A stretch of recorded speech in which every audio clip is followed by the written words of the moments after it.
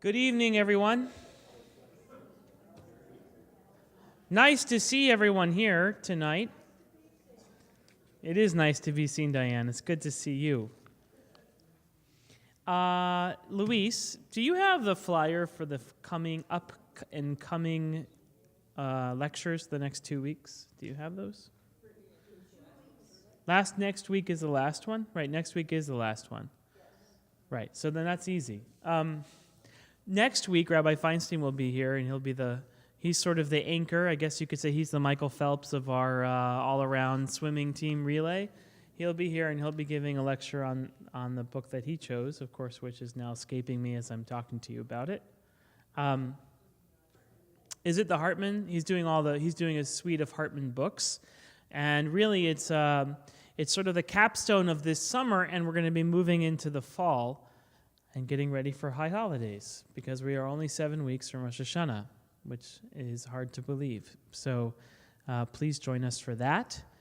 September 9th, Friday, September 9th, is our first Rimonim service, so please join us for that. Of course, Shabbat is coming this weekend, and we'll have 2 B'nai Mitzvah and an Ufrah this Shabbat. Things are beginning to return to the normal craziness that we see here at Valley Beth Shalom. And it's really nice to have everyone here who is here.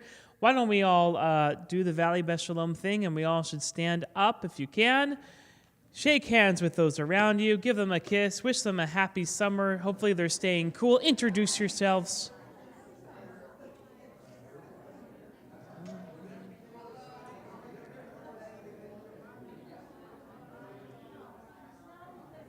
I think it starts in September. The last is the Slichot's the week before Rosh Hashanah, so that would be the end of September, the last Saturday night of September.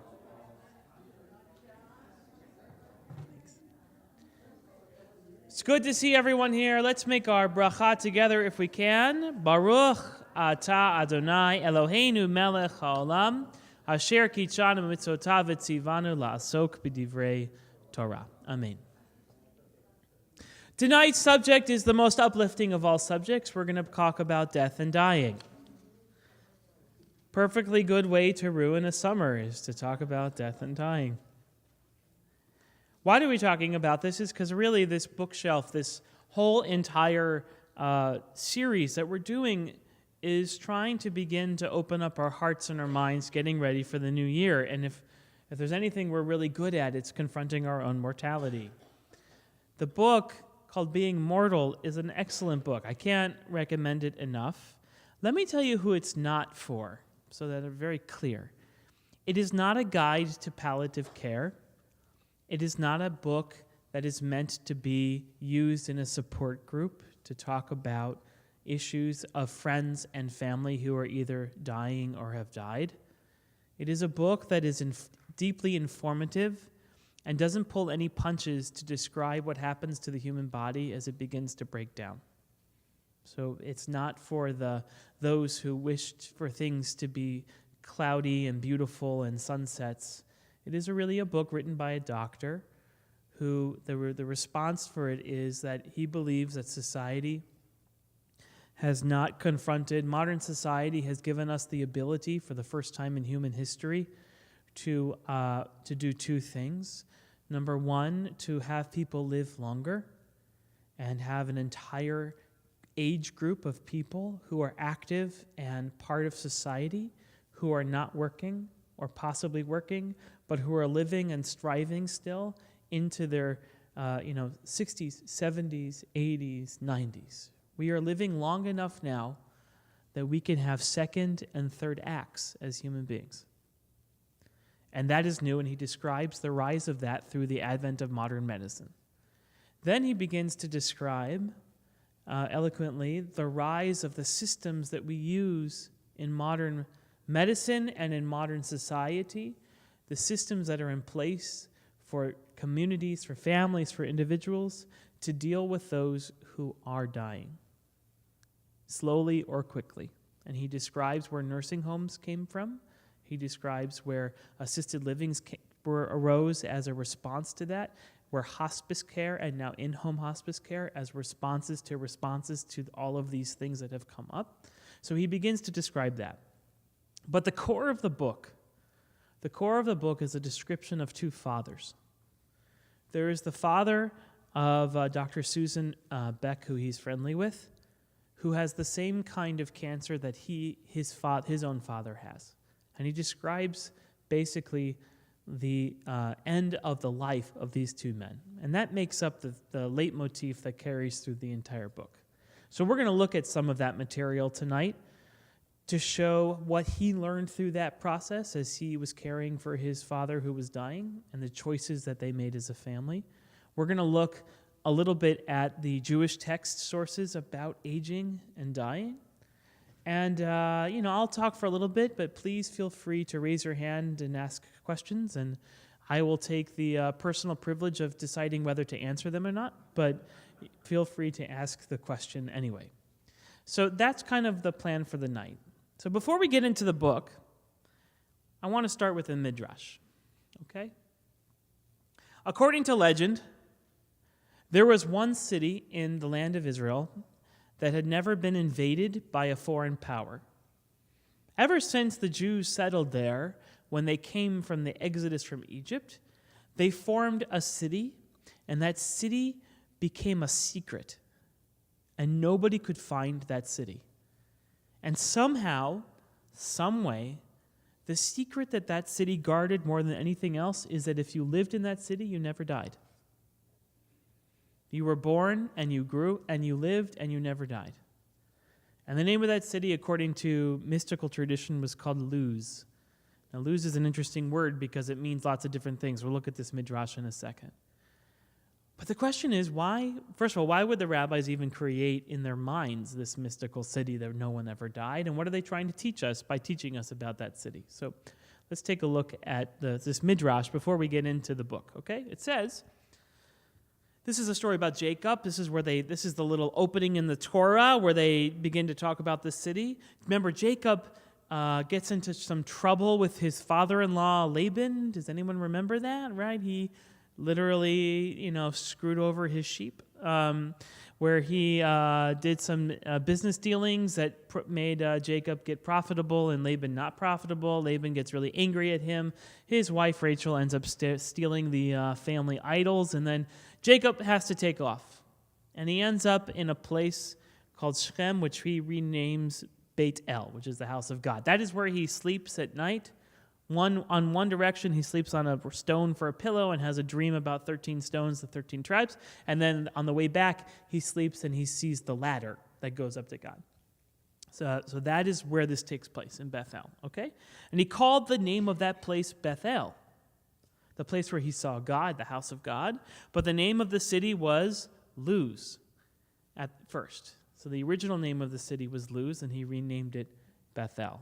So now here's a story about the city of Luz. That is Luz, which was not overthrown in Sanchereb's invasion, that's a Babylonian, nor razed to the ground by Assyrian, nor razed to the ground in Nebuchadnezzar's, that's the Babylonian invasion. That this is the Luz which the angel of death never bore sway, meaning death never occurred. Angel of death never came to Luz. So what then do they do with the old people? What do you do with the old people? Well, when they were very old, they were led out without the city wall, and there they died. Rabbi Abba Bar Kahana said, well, then why is it called Luz? Because whoever entered it blossomed forth into meritorious acts and good deeds, like a luz, like a nut tree. And the rabbi said, well, as the nut has no mouth or opening, so man could not discover the entrance to the town. So like the gate or the secret entrance, there is no way to get in or to come out, which is an interesting question. Rabbi Shimon said, a nut tree stood at the entrance of the city. And Rabbi Elazar ben Maron said, and Rabbi Pinchas Bar Chama said, a nut tree stood at the entrance of a cave. This tree was actually hollow. Through it, one entered the cave, and through that, the cave, they entered the city. So what is it about Luz that's so interesting? People were born, and they grew old, but they never died. In order to die, they had to leave. So my first question is that a good thing or is that a bad thing? Is it a good thing to have immortality or is it a bad thing? And I guess it's supposed to ask, which age are you going to have immortality at? If you're going to be a 19-year-old, maybe that's amazing, maybe not. So the rabbis had this, right? They had this crazy city in legend, right? This is just a myth, but in their imagination, this crazy city where no one ever died. So let's talk about the merits and not so good things of it. What's the merit of having no death? Your people, your friends, your family, they're around forever. We never have to know the sorrow of losing someone you loved. And of course, the downside to that is that that as you age, as all of us know, certain faculties begin to disappear or break down. As Atul, the doctor who wrote the book, said, things fall apart. And sometimes they fall apart slowly, and sometimes they fall apart very quickly. And there comes a point in our lives, perhaps for each one of us, where we're ready to die instead of live through suffering, which is one of the questions he asks in the book. For each of us, is there a point where living is not as good of a choice as dying? And with what are the thresholds upon which that decision is made? And we know why those questions are important, right? Those questions are important because if you're a caregiver, you need to have that conversation with the person you love. If you yourself are getting older and are unsure of these answers to these questions, maybe you should speak with someone about them. It's important for society because we have to decide how we're going to treat those who are aged and those who are dying and those who are on the doorstep of death. How as a society are we going to approach it? All of these different levels need to be spoken about. Now, the city of Luz is just a mythical city, but it puts in front of us some of the similar questions. If death didn't exist in the world, if there was no death, what would be the things that we got to cherish? And then suddenly, what would be the things that we have as a burden?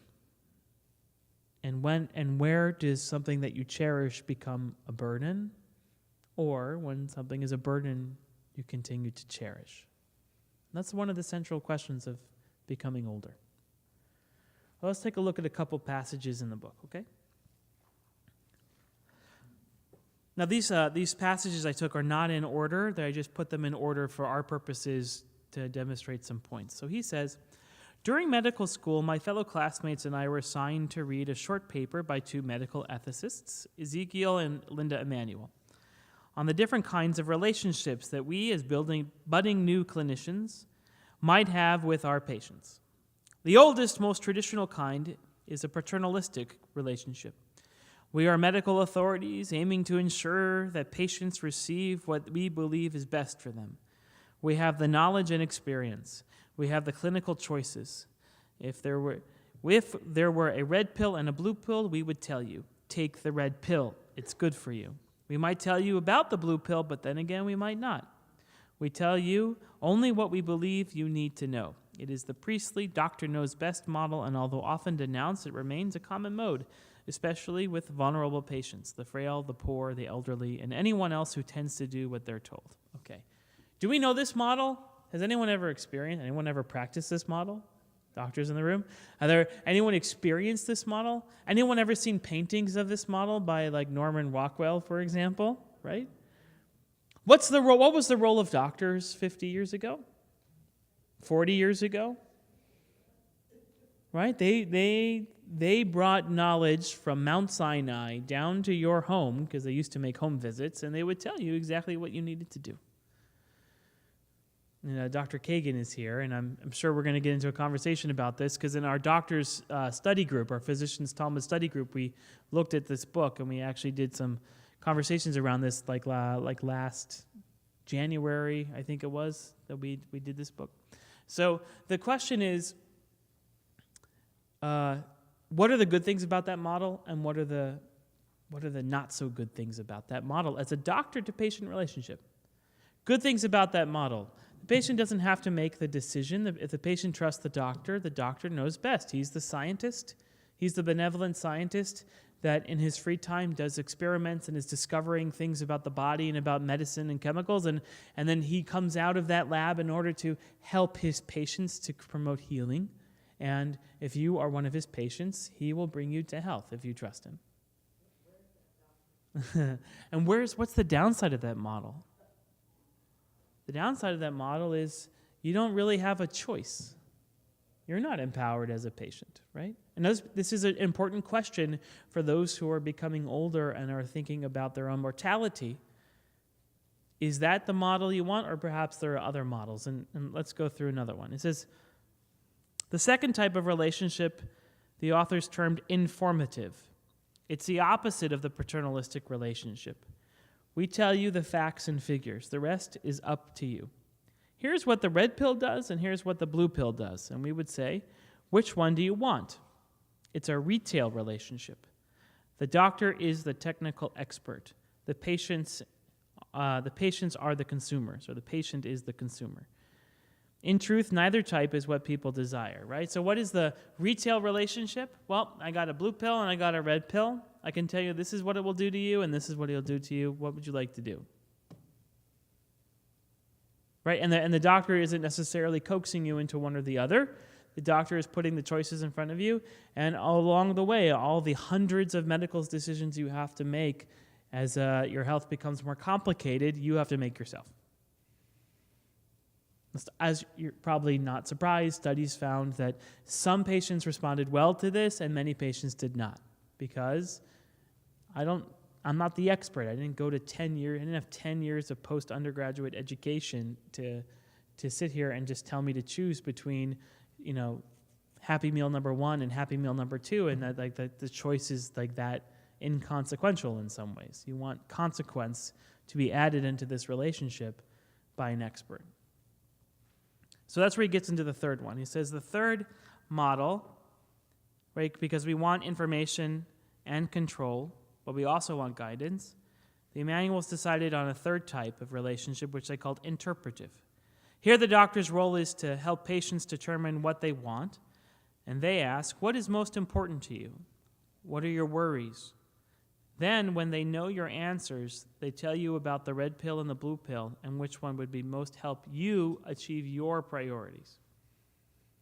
So here's like a middle road. I wouldn't even call it that. It's a synthetic model between the two. One is the guide and one is the priest guide and one is the technical support. And here, the doctor's coming in, hopefully, in a good way, to actually begin by putting the patient at the center of care and saying, forget about all the medications and treatments and all of that. What are the things that you want out of this process? Any of you have been a patient, have been asked that question that explicitly? See, that's interesting, right? This is one of the things he's advocating for in the book, is what do you want the outcome to be? Knowing your condition, knowing how sick you are, knowing what might be possible, what are the things that you want to achieve? Especially if full health is not possible. By full health, I mean returning to the quality of life you had before you got sick. We're not talking about a cold or even pneumonia. We're talking about things more serious. Then the doctor, and again, Dr. Kagan can help guide me here because I think this is the kind of doctor he is. Then the doctor can say, well, this is this regimen of treatments and this regimen of treatments. I think these ones will more achieve your goals, but let's talk through them. I mean, please, Lee, please help correct me through some of this, but this is what he's saying.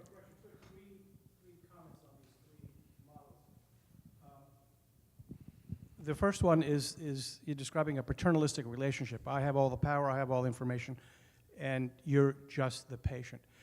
There's a gender dimension to this that we may want to toss around a little bit. Sure, I'm happy to. And that is, this is in an era when physicians were all men. And mostly white. What's that? And mostly white. Yeah, mostly privileged. white, mostly men. And it wasn't until we have more and more women coming into the profession that this notion of I'm all powerful, I make all the decisions, began to shift. And we can talk about what that means in terms of gender relationships. The second one, which is a transactional relationship, here's all the information, you decide. The problem there is that it's not like a consumer coming in to buy a car. People who are seeing the physician often are ill, they're distressed, their thought processes are impaired by all of these things. And so it's not like you're dealing with a regular consumer. Here's the blue pill and the red pill, pick the one you want. So it's very problematic in that way. The third one is the one that I think most people would like, and I think what's appealing about it is when it's done correctly, it creates a psychological connection between the physician and the patient and makes them feel less alone with their illness. I'm in this with you. I've sort of gotten into your head and into your heart and asked what is important to you. And it makes patients feel less isolated. And there's nothing more isolating than being ill. It takes you out of your life, out of your work, out of your relationships. And I think that's a big part of the appeal of the third one. I like what you said there, especially that last piece about isolation. The rabbis teach in the 5th page of the Talmud, the very 5th page of these books that have thousands and thousands of pages, in the 5th page, by the way, the Talmud starts on page 2, so it's not really the 5th page. It's 2, 3, 4, 5. It's the 4th page, right? It says, Rabbi so-and-so got sick. Rabbi Yochanan got sick. And he was the guy who felt that everything that was bad that happened to you was either because you sinned or because it's good training ground because you're righteous and you can handle it. Isser Shel Ahava is his terminology. So but what happens is when he gets sick, his student comes up to him and says, so are you happy with your reward? Obviously you're righteous. Everybody knows that. You're a powerful teacher. You're the most gorgeous, by the way. Rabbi Yochanan was he was the Fabio of rabbis. He was the most gorgeous rabbi. And when he got sick, his students came to him and says, are your ailments and your rewards dear to you? They were asking him, and you can read that cynically. You could say, were they kind of biting at him? Or were they saying, we've never experienced sickness, but now that you're getting older and you're getting sick, tell me, is what you've been teaching what you're experiencing? And he said, neither are my rewards nor are my ailments dear to me. And he started crying, and they said, why are you crying? He's because the beauty that I was will no longer be in the world. He felt like he was dying. And then his students reached out a hand, and he looked at him and said, and the students then said, no prisoner can ever free himself from prison, as a way of framing what it means to be sick. Especially someone like Rabbi Yochanan, who is considered physically beautiful as well as mentally exceptional, feeling like a prisoner in his own body, like his body was betraying him. And the rabbis teach essentially off of that story that when you are sick, you cannot do it alone. And that sickness is not something that is necessarily given to you by sin or by the level of righteousness that you can attain, because God only gives the righteous sickness. It is actually given to you by mazal, which is, we talk about mazal as good fortune. Mazal is a word for fate or for luck. I guess the opposite of fate, luck, right? It is your how this world turns for you, and you just become sick. And then what happened at the end of the story, I have to give the Hollywood ending. The end of the story is that he got better because he allowed his students to care for him, and he nursed him to health. He got better and came back to the yeshiva to teach Torah. Yes? So one of the takeaways from the book, for me anyways, was that we're now at a point in our society that we can, I'll use the word in quotes, prolong life. And the word in life being in triple quotes. We now have the ability to keep someone who is not functioning, has no brain, but through modern medicine, that person is still alive in the sense that I guess they have a heartbeat, maybe of a brainwave. So we have some degree to control that today, and I would imagine tomorrow it's going to be even greater. And that's going to put all kinds of strain on society, et cetera. And so my question to you is, and to anyone else, is about dealing with end-of-life issues where maybe the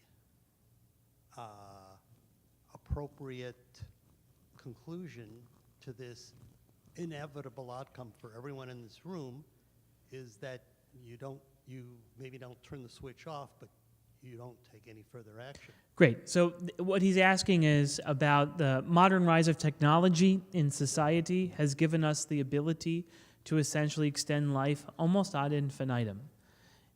If you have a monicum of a brainwave, we can keep you alive. We can keep your heart pumping. We can keep your lungs pumping. We can give you fake kidneys through dialysis. We can even give you a fake pancreas. We can do almost every organ can be replicated by a machine or by some other method.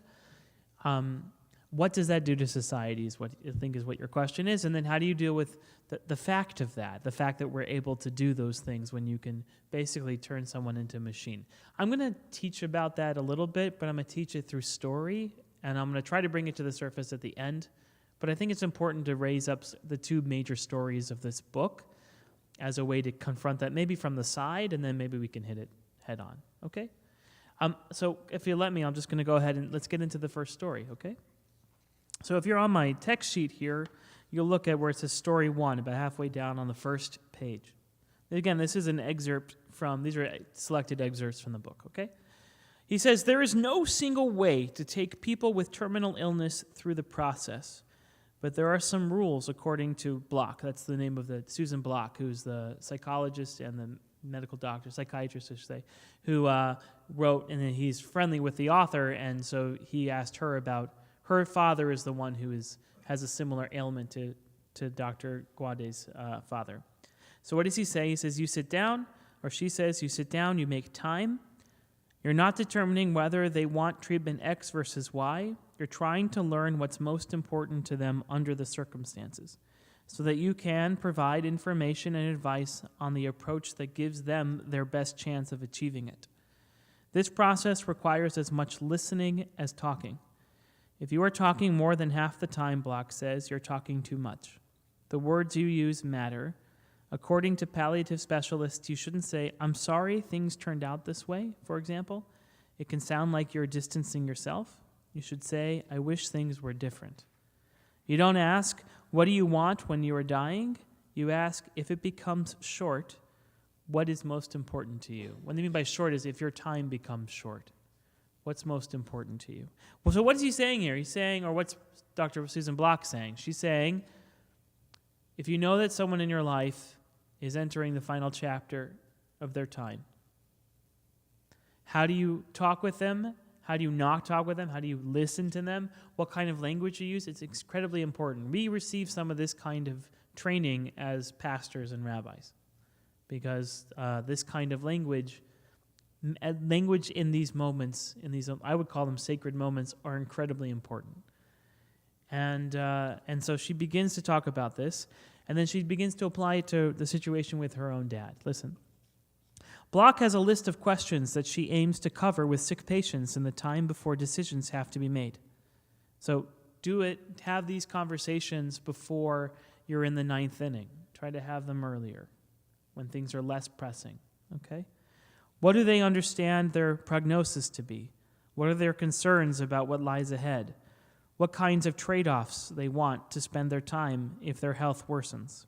And who do they want to make decisions if they can't? These are major questions. So if you ever want to take away, what is the tachlis takeaway from tonight?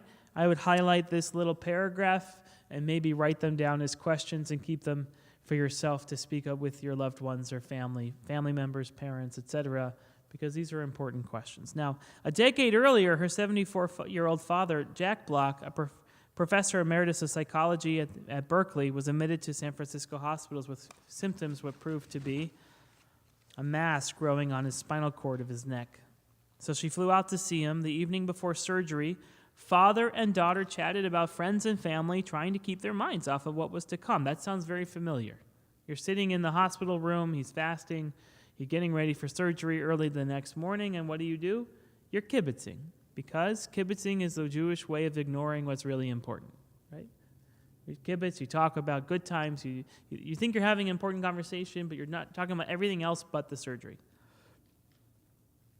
So the evening before the surgery, father and daughter chatted about friends and family, trying to keep their minds off of what was to come, and then she left for the night. Halfway across the Bay Bridge, she recalled, I realized, oh my God, I don't know what he really wants. He made her his health care proxy, but they had talked about such situations only superficially, so she turned back. So this is what she said to him. She said, I need to understand how much you're willing to go through to have a shot at being alive, and what level of being alive is tolerable to you. That's a very, very hard question to ask someone you love. And perhaps being asked that question is harder than asking it yourself. This is what he said. Well, if I'm able to eat chocolate ice cream and watch football on TV, then I'm willing to stay alive. I'm willing to go through a lot of pain if I have a shot at that. So then the next morning, she had 3 minutes to make the decision and realized he had already made the decision. The next morning, the doctors come in, basically. It's a few pages later. And the doctors come in to prep him for surgery. They're going to take him for surgery. But the healthcare proxy, she needs to sign the final paperwork to say go. Right? And the doctors were kind of waiting. The nurses were waiting for her to make that decision. Right? And she realized that he had already made the decision the night before. She asked the surgeons whether, if her father survived, he would be able to eat chocolate ice cream and watch football on TV. Yes, they said. So she gave them the okay to take him back to the operating room. If I had not had that conversation with him, she told me, my instinct would have been to let him go at the moment because it was just seemed so awful. And I would have been beating myself up for it. Did I let him go too soon? Or she might have gone ahead and sent him to surgery only to find, as occurred, that he was faced with a year of very horrible rehab and disability. I would have felt so guilty that I condemned him to that, she said. But there was no decision for me to make. He decided it. So how does Dr. Block, she actually in this book, frame this very dire decision that she has with her father? Who ultimately in her mind made the decision about the surgery? He did. And how did he do that? What were his two bars that he really wanted to achieve? Yeah, but his two important things, right? But I don't just say pleasure, Dove. I would say humanity. I don't know who he was. I never met him, obviously. But if eating chocolate ice cream and watching football on Sunday it's not just about pleasure. It's about feeling like he's Jack. Like his name is Jack, right? And he's trying to feel like he's him. That he can look at himself in the mirror, and no matter how disfigured he looks, or whether he can go to the bathroom by himself, or whether he can shower himself, or whether he can't drive anymore, whatever it is, right? Because this spinal cord tumor is going to leave him maybe a quadriplegic. If he can eat ice cream and he can watch football, he's going to feel like himself. And that's enough. Please, Dove, ask a question. After he's eaten his ice cream and watched his football for 2-3 years, to what purpose? To what purpose? Remember, he's dependent on other people. There are things he cannot do. Ice cream, after a while, loses its taste. Football becomes boring. To what purpose? If he, when up to age 50, you're supporting a family, you have a purpose. You, as a rabbi, have a purpose because you're a leader of a community. The community depends upon you.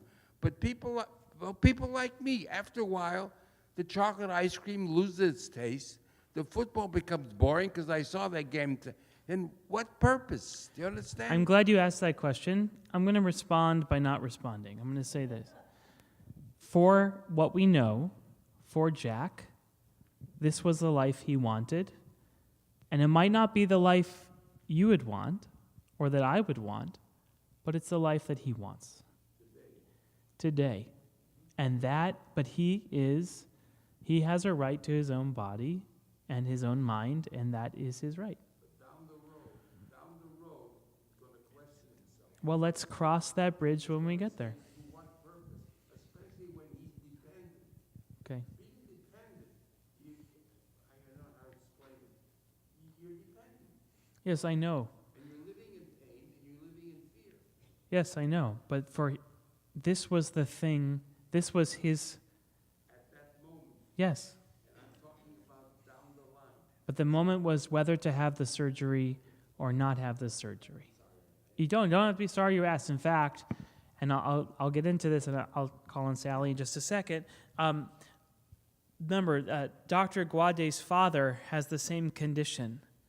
And in fact, we'll see the author of the book, who knows this research and knows Dr. Block, says, what about eating chocolate and watching football? And his dad, who is a spinal surgeon, said, no, thank you, that's not enough for me. And he has his own set of regimen that he would say would be his, and we're going to talk about those in a second. Sally, yes?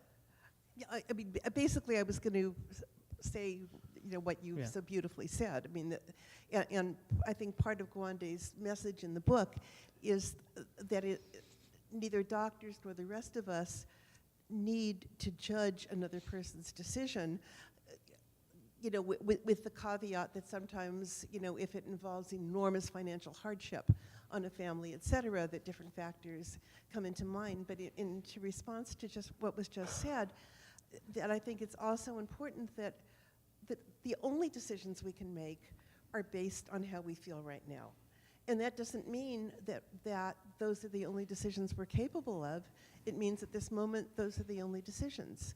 And in the course of a chronic acute illness, terminal illness, there might be different stepping stones along the way, where, a man says chocolate and football, and then down the road where there's another decision to be made said, that was fine for me for the last 8 months, and that's no longer fine. But that it really is about all you can go on is the moment. Okay, thank you. Lee, and then one other, and then I got to keep going. This decision process works two ways. You can project forward and decide that a life is worth living. I'll take the chance. And the flip side may be, if it gets to that, I wouldn't want it. And I told the story at one of our meetings with my own father, who was diagnosed with Lou Gehrig's disease. And he was told by the UCLA neurologist, how things might play out over the coming 6 to 12 months. And he explained to him at some point he might lose the ability to swallow, but they could put in a feeding tube, gastrostomy tube, and he could be fed that way. I remember distinctly my father putting his hand out. He said, no, that'll be my last day. 5 months later, my mother's feeding him through a G tube, right? Because he couldn't project exactly what he would want. And when we see how things play out, what we actually want becomes fluid. And I think that the broader question is it's hard to know really what we want when we project ourselves forward. The other piece of this, and then let's pass the mic over, okay, is the decision about, let's just call it shorthand, chocolate and football, okay? The decision about chocolate and football alleviated the stress on the daughter to feeling that her decision about her father that she really didn't feel equipped to make. And alleviated her stress in the moment because she felt that he had felt empowered enough to make that decision. And as his proxy, she did exactly what a proxy does, ask the questions the patient is either uncomfortable or doesn't know how to phrase and how to ask. So that, I think, is another piece of this. Now, that's not the horse that drives the cart, but that is part of the whole package. Yes? Hi. So there were a few things. First of all, my takeaway from the thing that the book helped me so much with was, I was reading it because my mother is in assisted living. She's going to be 97 shortly. And I was facing certain things and trying to understand. And I was told about this book by a stranger on an airplane, which was a very fortunate thing. incredible book. So the thing is about the difference between quantity and quality. And that was a fundamental issue in the book that helped me a lot looking at my own mortality and people around me and my mother. When my mother was around 65, she had a conversation with me where she started to talk about death. And she said, this miracle that happens, that as you age, your relationship to death changes. And she said, doesn't scare me anymore. She said, I'm not ready to die. Obviously not. She's almost 97. But it doesn't scare me. I couldn't really comprehend it, but I appreciated it. Then after I heard Rabbi Feinstein tell that story that you just read at High Holy Days, Right. I asked my mother about this. I said, do you mind? She said, no, not at all. I want to. So her answer was when I can't understand what's going on in the world anymore, my mother's very political, watches the news ad nauseum. When I can't understand what's going on in the world anymore, I don't want to be around anymore. It struck me what Dov was talking about. Part of the issue is it helps me a lot to understand quality versus quantity, but also to understand there's something going on over in that individual that I probably cannot understand, that I just cannot. And my mother's relationship to death is something that I just can only surmise, think about intellectually, think about that because I'm immortal also. That's right. But it's different. And not sure where I'm going with that, except that I think that for me, when Dov was talking about for pleasure, what makes life meaningful? I wonder if this man's answer about the chocolate ice cream and watching football is really a deeper answer than the specifics of what that. Yeah. In other words, about what's important in life? What does that person come to about why does life matter? So what we're do going I to get value? to that with the second story, okay? Now, Moses, who lived to be 120 and was according to the rabbis, the greatest Jew who's ever lived, and you would think would be the most enlightened about death. In all of the Midrashim, he was the biggest whiner about death completely. And I have a couple of stories I want to share with you. That's for the Midrash, okay? So, and I think I love it that the rabbis write about this is because the teaching there is it's actually pretty subtle. It's, I don't want to give it away. So let's just take a look real quick, okay? We'll do Moses and then we'll come back to the book. So, Moses dies at the end of the book of Deuteronomy. And according to tradition, no one buried him. It was God, actually, who helped bury him. And God took him with a sort of a kiss, like it was the easiest death humanly imaginable.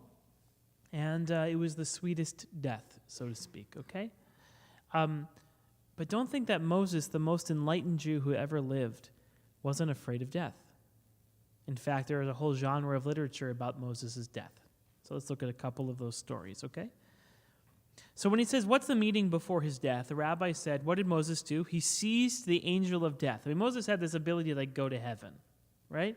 And go up to the godly plane and argue with the angels, right? So he goes up there, he finds the angel of death, and he grabs him by his jacket, and he casts him down in front of all of the, and cast him down, and he blessed all the tribes, each according to his blessing. Rabbi Meir said, the angel of death came to Moses and said, God has sent me to you, for you are to depart life today. And Moses replied, go away from here, I desire to praise God. And where is this from? In Scripture it says, I shall not die, but live, and declare the works of the Lord. Thereon the angel of death said to Moses, Moses, why do you give yourself airs? Who do you think you are? There are sufficient things in creation to praise God. Heaven and earth praise God at all times. And as it said, the heavens declare the glory of the God. Whereupon Moses replied, but I shall silence them and praise him. As it said, give ear, ye heavens, and I will speak, etc. And then came to him a second time. What did Moses do this time? He pronounced over and over the ineffable name, and he fled, because the angels are afraid of God's elongated name. So Moses has now beaten the angel of death twice. First he says, I'm going to praise and extol God ad infinitum. Angel of death runs away. Angel of death comes back, and he starts using these incantations of God's holy name, the same one that the high priest does on Yom Kippur, right? Scares him off. Okay. Why is this? For it said, I will proclaim the name of the Lord, right? And when he came to him a third time, Moses said, according to Rabbi Isaac, the soul of Moses itself struggled forth from the body. And Moses conversed with her, meaning his soul, saying, my soul, perhaps you think the angel of death is seeking to gain dominion over you. Whereupon she replied, God will surely not permit it, as it is said, for thou hast delivered my soul from death. So then Moses said to her, so meaning the soul is saying, no, the angel of death is not coaxing me out of your body. I want to leave. I want to leave. And perhaps you have seen Israel weeping and you have wept with them. Maybe you're sad. He's talking to the soul, right? Maybe you're sad. Whereupon she replied, nope, mine eyes from tears. I don't have any tears. Said Moses to her then, well, do you think then that they have sought to thrust you into the netherworld? Are you afraid of going to hell or going to the underworld because I'm in this argument with the angel of death and therefore you're trying to hide? She said, no. And my feet are so stumbling. These are all from this same psalm. It's beautiful use of the psalm. So then Moses said, and whither are you destined to go then? She replied, I shall walk before the Lord in the lands of the living. And when Moses heard this, he gave her permission to leave, saying to her, return, O my soul, unto thy rest. And Rabbi Abin said, when Moses departed this world, the earthly beings praised him. Moses commanded us a law, an inheritance of the congregation of congregation of Jacob. And the heavenly beings praised him, saying, he executed the righteousness of the Lord. And God praised him, saying, and there hath not arisen a prophet since Israel like Moses, which is from the book of Deuteronomy. Who is it that finally convinced Moses to die? Was it the angel of death? Was it God? It was his own neshama, right?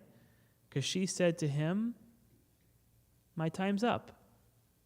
I'm going. You've lived long enough. So let's take that out of the text of the Torah and talk about our own lives. I think as you were saying, the relationship to death changes as you get older.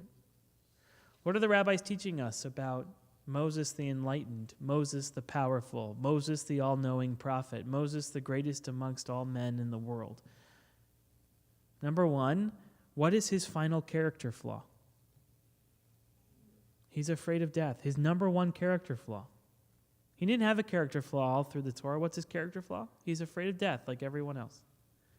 Until he wasn't. And why wasn't he? Because it wasn't from outside telling him that he was going to die. It was from inside saying, I'm ready to go. My time is up. I'm ready to go. It's a really powerful teaching. Because at that moment, then, if you return to the Torah text, he laid down and God kissed him and God buried him, overlooking the land, the promised land, although never entering it. There's another text.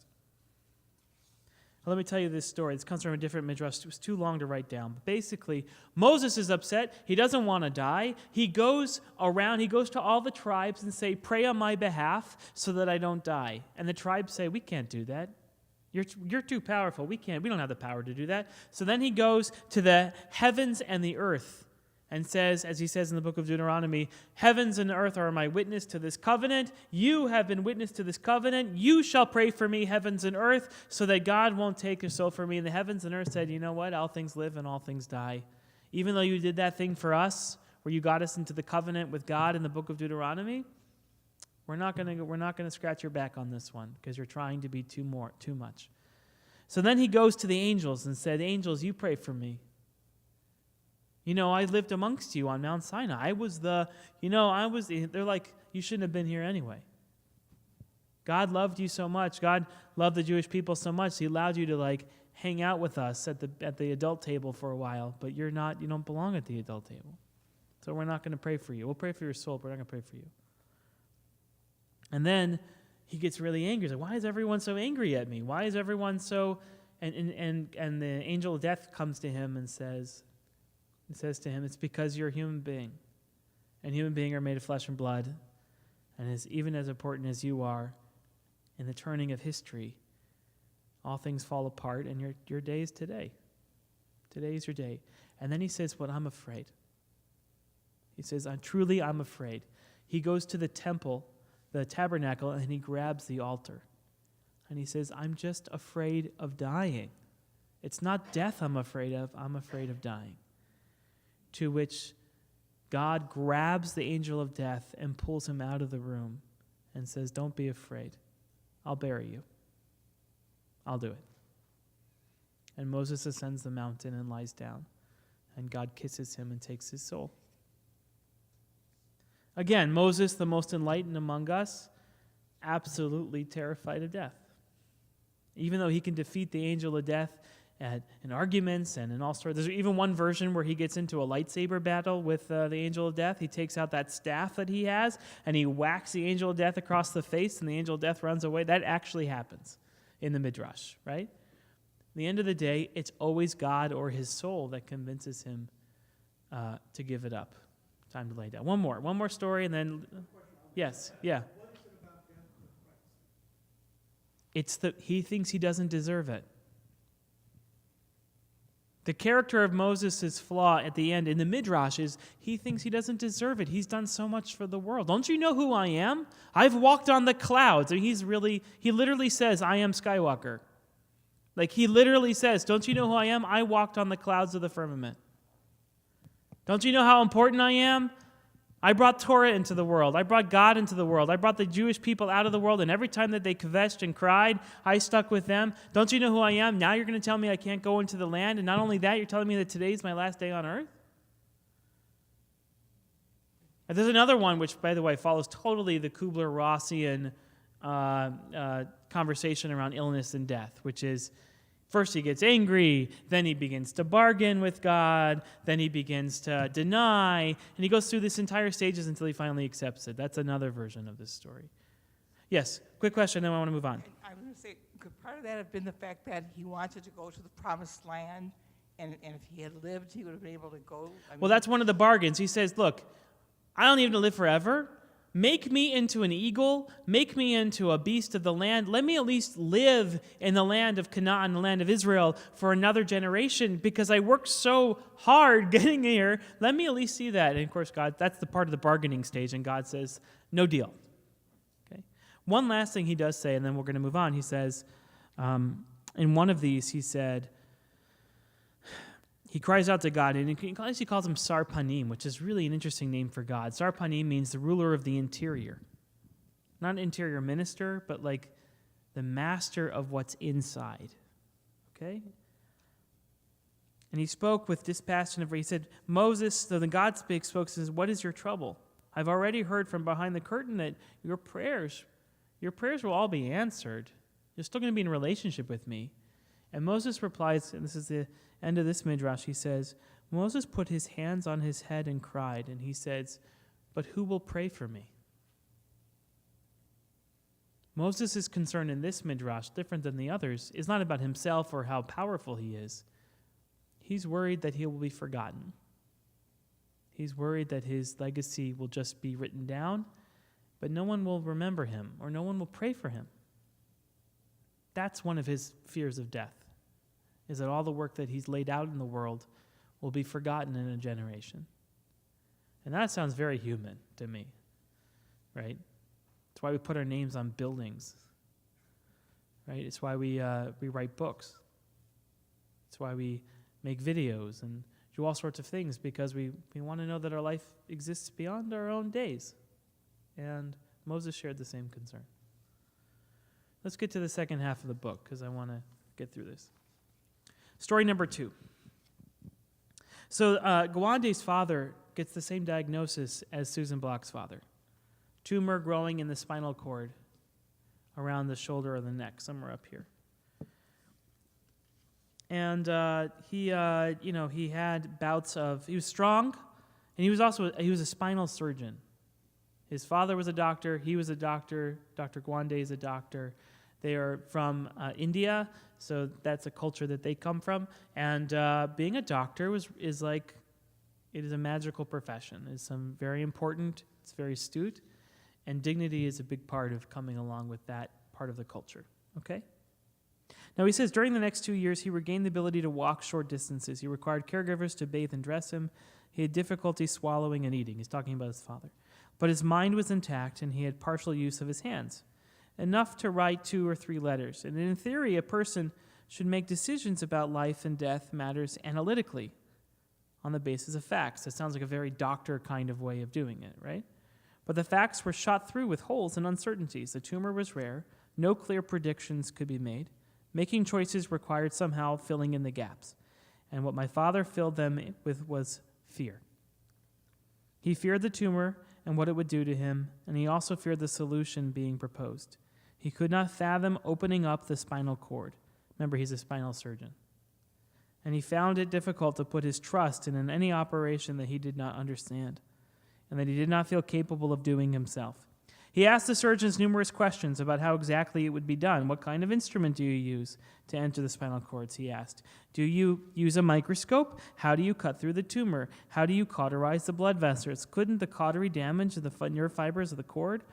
He used such and such an instrument to control the prostate bleeding in urology. Wouldn't it be better to use that? Why not? The neurosurgeon at my hospital didn't much like my father's questions. He was fine answering the first couple, but after that he grew exasperated. He had the air of the renowned professor. He was authoritative, self-certain, and busy with things to do. Look, he said to my father, the tumor was dangerous. He, the neurosurgeon, had a lot of experience treating such tumors. Indeed, no one had more than him. The decision for my father was whether he wanted to do something about his tumor, and if he did, the neurosurgeon was willing to help. If he didn't, that would be his choice. When the doctor finished, my father didn't ask any more questions, but he'd also decided that this man wasn't going to be his surgeon. Why was that? Why was that? Just bring that up. Why was it? Why was it that his renowned spinal surgeon isn't willing to work with the most expert spinal surgeon on this particular tumor? Because somehow this doctor who knew as much as the surgeon did, right, was asking very medical questions and kind of challenging a little bit because that was where his fear was being operated from. Sorry for the pun. That's where his fear was animating him, right? But this doctor wasn't used to having his authority, his expertise questioned, right? And so he's like, I'd rather go with someone who's had less experience but has a stronger relationship. That's a powerful statement. Now, what were his fears if it should happen, I asked. He said he feared that he would become a burden on my mother and he wouldn't be able to take care of himself anymore. Dove, this part's for you. He couldn't fathom that his life would become what his life would become. My mother, tearing up, said she would be there for him. She would be happy to take care of him. Already the shift had started.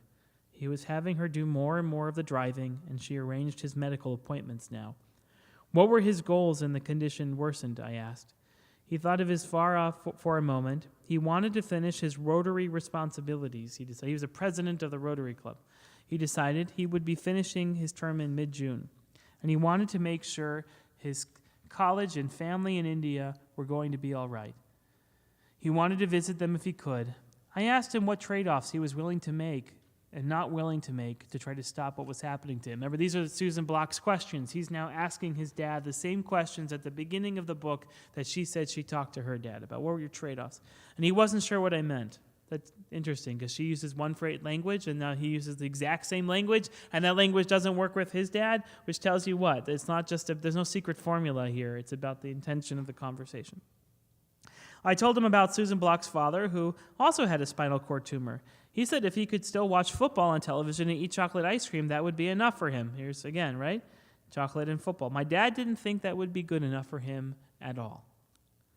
Being with people and interacting with them is what he cared about most, he said. I tried to understand. So even if paralysis would be tolerable as long as he could enjoy people's company? No, he said. He couldn't accept a life of complete physical paralysis, of needing total care. He wanted to be capable of not only being with people, but also still being in charge of his world and life. His advancing quadriplegia threatened to take that away soon. It would mean 24-hour nursing care, then a ventilator and a feeding tube. It didn't sound like he wanted that, I said. Never, he said. Let me die instead.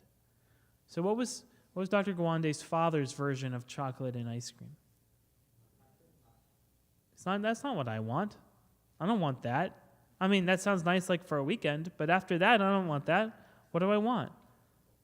I want my life. I want to feel like I'm in control. Right? I want my life. Now, whatever that is for you, whatever decisions you make as a family or as an individual, the question is, what is it that you want? What's your chocolate and football? Is it going to the park? Is it being able to see outside, to go outside every once in a while? Is it going for a walk?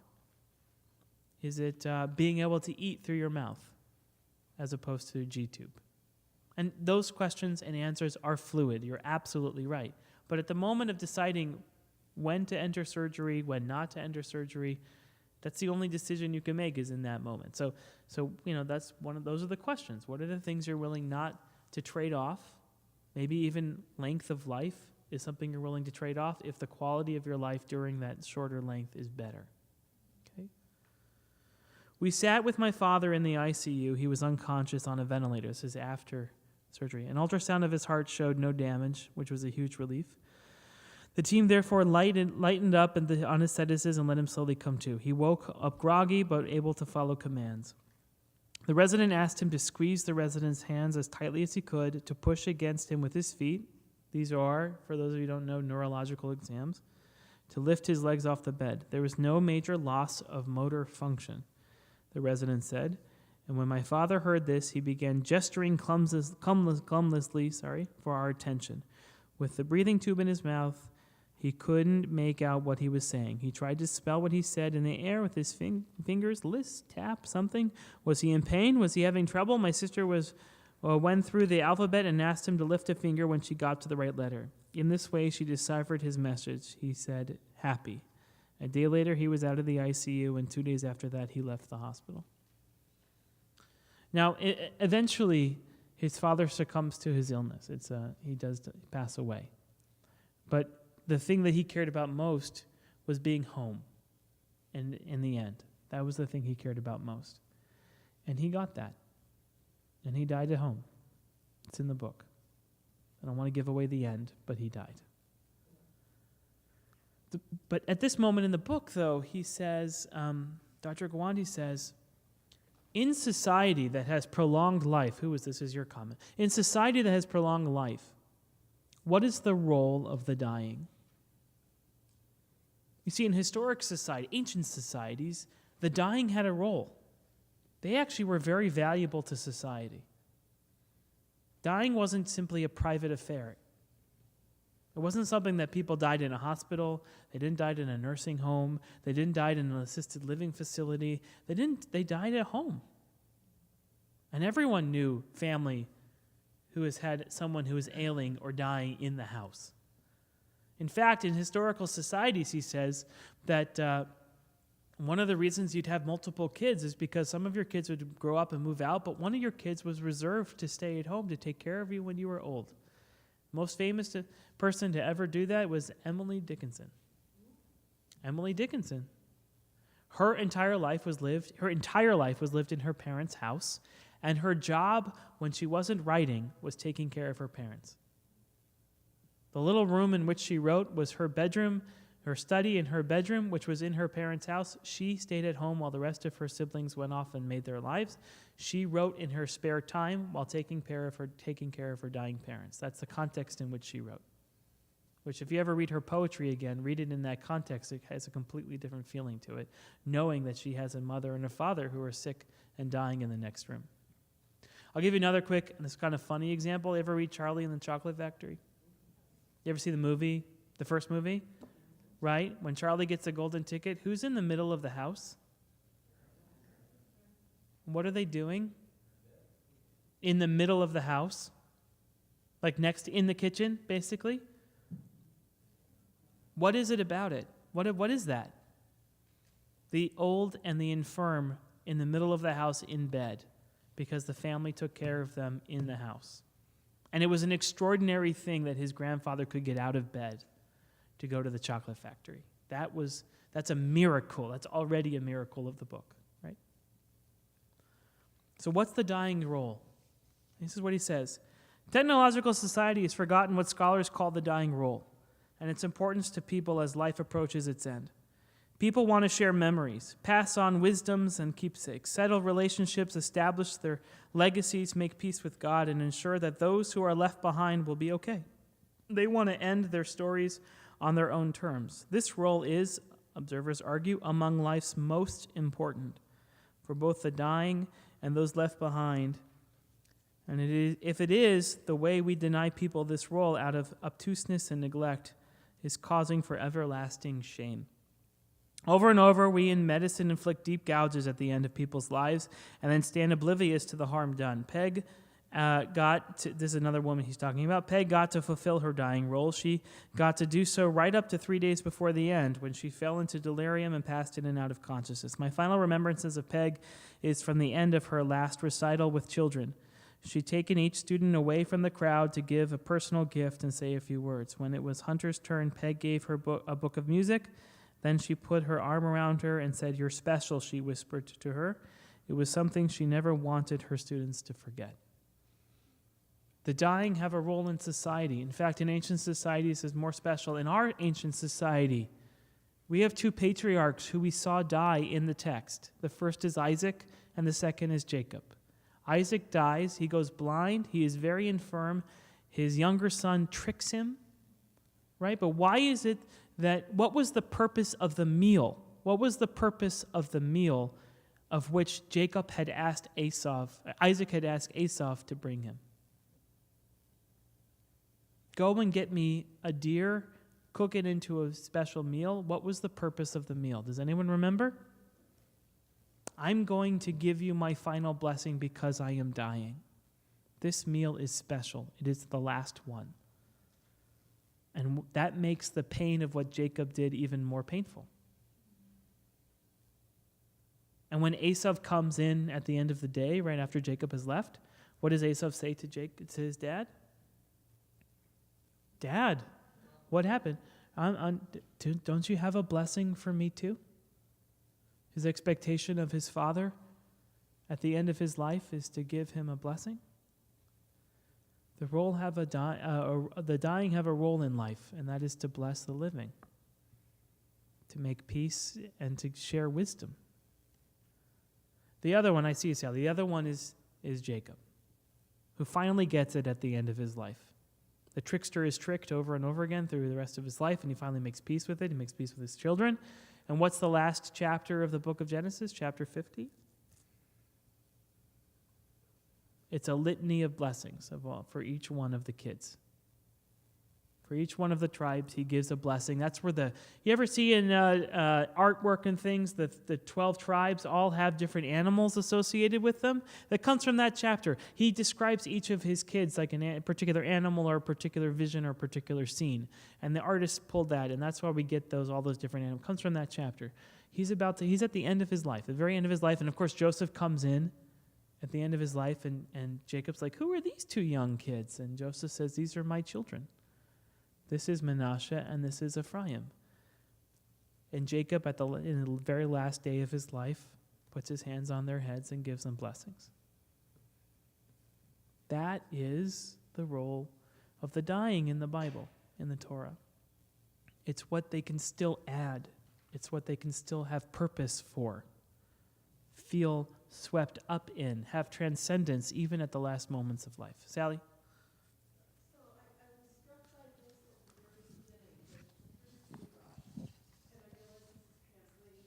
Yeah.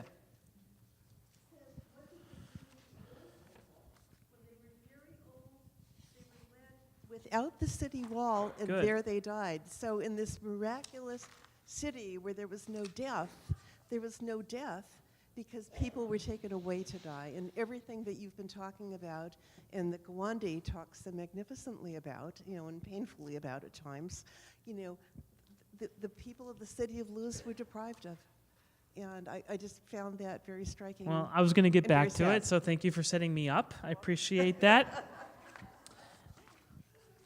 So let's do one quick midrash here at the very end, okay? and I'll teach a little bit, and then I'm going to come back to Luz, where we began, okay?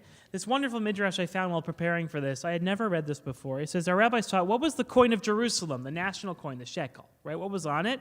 Well, the names of David and Solomon were on one side, and Jerusalem, the word Yerushalayim was on the other. You can even go to the Israel Museum, and you can see examples of these coins, okay? Now, what about the patriarch Abraham? An old man and woman on one side, and a young man and a young woman on the other. That was the coinage of our patriarch Abraham. Now the rabbis, they ask, well, what's the purpose of that, right? I mean, besides the easy maxim saying two sides of the same coin, right? It's actually about how, in order for society to work, for economy to be had, for society to work, you need the old and you need the young. And that they are willing to show that symbolically on the very coins that they used in the economy. The other, one more midrash, and I'll get back to Luz. The rabbi said, if you are strong and you are powerful in life, at the end of your life when you grow weak, you will die quickly, they actually said. But if you are strong in Torah, you will live strong and powerfully at the end of your life more than at the beginning. And what they mean about that is the study of Torah, which doesn't seem necessarily to have relevance during the long middle part of your life, suddenly becomes ultimately relevant when you begin to ask questions of your own mortality, of your own legacy, and the idea of wisdom keeping your mind alive by doing adamant and ardent study means that you can be more vital at the end of life than you were even in the middle of life, because you've become an owner of Torah and not just of physical labor. And I think, if anything, that's actually scientifically true. Leave Torah out of it and put in learning, right? That the most important organ you have at the end of life is your brain. And the more learning that you do, the more you invest in learning, the more vital and alive you are for longer, at least as long as your physical body will allow. And that they wanted to argue against people who don't study Torah. They want everyone. So I guess that's a good brochure for Chazak, for people to come and study and spend the next 30 years studying with us, because it keeps you vital. But it's also really important because what it's saying is that study and learning and cognitive action is a muscle. It's like a muscle. You need to exercise it. And cognitive brain studies have shown that older people actually can think way more complex thoughts than even middle-aged people with training. And that you understand more dimensions of a problem. You might not be able to do it as quickly, but you can understand more dimensions of a problem than younger people, because your brain continues to create neurons through the rest of your life and a neurological collection. Now let's go back to Luz, and this will end. You might have thought that at the beginning Luz was a great place to live, where there's no death. It's like Disneyland, right? No one ever dies in Disneyland. I don't know if you know this, but no, I'm serious. When someone dies in Disneyland, they give the address of the office, the Disney office next to Disneyland, but not in Disneyland proper. I'm not lying. This is true. If someone has a heart attack on Space Mountain and dies, they actually do not, they say nobody dies in Disneyland. All right. So, but if you live in a world without death, one of the ways that you exclude death is by literally pushing it to the outside. Luz comes to explain more about the story we tell ourselves about our society than the actual life in which we live. And so I'll end by telling what happened to Luz. What happened to Luz is that someone saw an older man walking out of a cave. And they asked him where he came, and he says, I came from Luz, where I lived hundreds of years. And they said, well, where is that? And they pointed to, and the men went in looking for eternal life. And the people of Luz had no secret. They were just living there, and no one would give up the secret. And the men slaughtered everyone who was in the city, and the city fell, because the search for eternal life ended up destroying it itself. That's what happened, according to the rabbis, to the city of Luz, and why we don't have it today. So let me end by saying we're just a few weeks from high holidays, and it is the time when we feel most acutely that the meniscus between heaven and earth thins, and that we can begin to peek into heaven, and heaven can begin to peek down at us. And as those gates swing open, it's a time that we reflect on who we are, the life we've lived in the past year, and the life that is to come. And it's a time where we can ask mortal questions. Questions about the quality of our lives, the quantity of our lives, the relationships that we have. And this book, I feel, in a very straightforward way, without sugarcoating a single thing, puts those questions before us and is worthy of our reflection as we prepare ourselves for the new year.